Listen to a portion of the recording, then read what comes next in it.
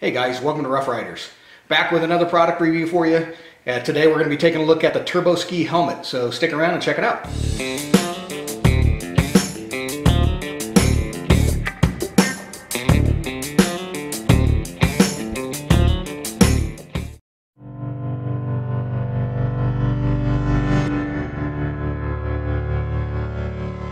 So having grown up in Southern California and then living in the Bay Area for a number of years, I got a chance to do a lot of skiing over the years. I skied for about 30 years before I moved to Texas. But then once I moved to Texas, it's relatively flat. There are no ski resorts, there are no mountains nearby. And so I pretty much got rid of all my ski gear because there was no point to hold on to it. Well, now that I live someplace where I've got a number of great ski resorts, you know, an hour and a half, 2 hours drive from my front door, it seemed like a great opportunity to kind of get back into the sport. And so as part of that, I started gearing back up, got new skis, got new poles and gloves and winter gear and stuff. And as part of that, I got an opportunity to check out this TurboSke ski helmet. And so I thought I would share some of that with you guys and walk through this thing and some of the key features of it. So this is your typical ski helmet. It's made from the same materials that you would find, you know, in your Smiths and Smith helmets and the like, and you know, a lot of the same features, but at a much more reasonable price. So MSRP on this thing is 40 to 50 bucks on Amazon. I do believe they got it on sale right now as they're just launching this thing. But it's a great helmet for the price point. So let's take a closer look at it. So first off, this is certified both to meet the European standards as well as the US standards. So the European standard is the EN 1077 and the US standard is the ASTM. So this is certified, so it will meet the requirements for protecting your noggin. You know, as a brain bucket goes, this thing, I actually quite like it quite a bit, you know, especially for the price point. So the construction of it, and I'll include an image here as well so you can kind of see that. But it's a three-piece construction model. So you have your ABS plastic exterior skin or shell. Then you've got your interior EPS polystyrene, expanding polystyrene foam insert. And then you have the liner. And so, you know, and this liner, by the way, is very plush and comfortable. It's got a lot of ventilation to keep you from overheating, but still do a good job of actually keeping you warm, and I'll talk about that in just a minute. On the back, you've got your sort of bungee style retention clip. You've also got a cutout for your goggle straps. And I actually like this retention model a little better because a lot of the helmets that I first looked at when I was checking them out is a lot of them have kind of a plastic clip there that just looks like it can break too easily if it gets hung up on something. So I do like this sort of bungee style as well. If this clip does break for whatever reason, you can see there's a little screw insert right there that allows me to replace it if I need to. So, you know, overall the exterior of the design, this is matte black. It comes in multiple colors as well, so you can get it in a lot of different colors to match your ski gear if you want.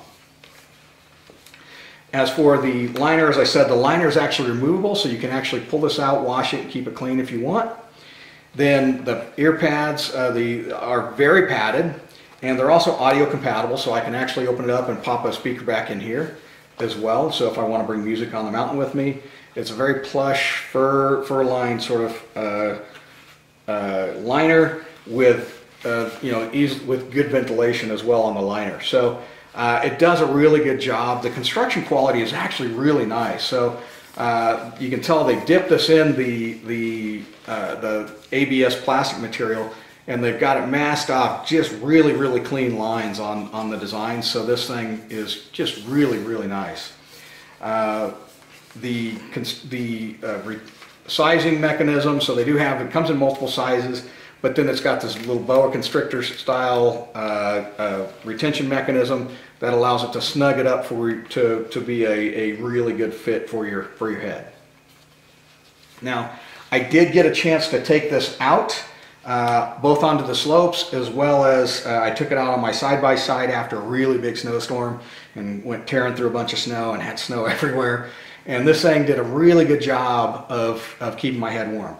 Now in that particular case, I was wearing a balaclava with it. So this combination of the balaclava and the helmet did a great job of keeping me warm and comfortable without necessarily overheating.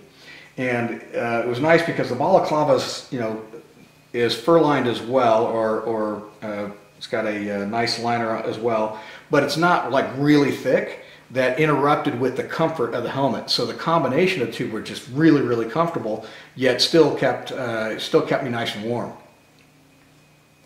Now the one challenge I did have with this was with my goggles. So, and I think this is really a shortcoming of the goggles and not so much the helmet, because this is a slick, smooth material, as you would expect, and the goggles unfortunately do not have the silicone bead on the straps that keep it from slipping.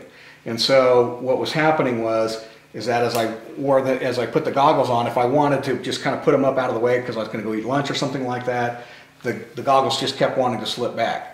So again, I see that as a problem with the goggles and not so much the helmet.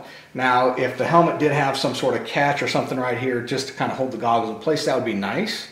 That'd probably be one recommendation I would make to them. But I've never seen that on any helmets, right? A lot of people just kind of put the stuff up there, but if you've got the bead on your straps, they probably won't slide anyway.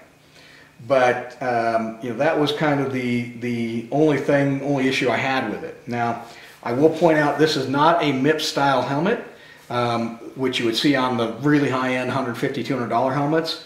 And if you're not familiar with what a MIPS is, it's a liner that actually goes in between the padding and the polystyrene, and it helps in certain types of falls and hits, because it allows the helmet to slip a little bit, reducing the jarring of your brain. So that's kind of the latest design element that you're seeing in a lot of the high-end helmets. It hasn't kind of made its way down into this particular model yet. But overall, this is a very nice helmet, very comfortable, and it works really well. Just to kind of give you a sense of how it looks on, I'll go ahead and put it on real quick. Now the chin strap I like as well because it's nice and wide. A lot of the helmets that I looked at didn't either have the padding on the chin strap or is very narrow, and so it would dig into your neck. And this one does not. It's just really, really comfortable. And so you can kind of get it on there nice and snug. And then with the goggles, it actually worked. It worked pretty well. Like I said, with the exception of that goggle slipping when I tried to put them up.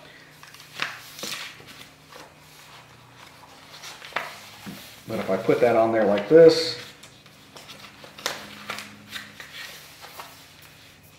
and then put the retain strip on there, it actually is quite comfortable and fits pretty well. So, and it didn't, the way the helmet's designed allowed enough airflow to work in conjunction with the goggles, so the goggles never fogged up or anything like that. So overall, I do like the helmet. It does work well, and it's certainly worth the money in my opinion. So there you have it.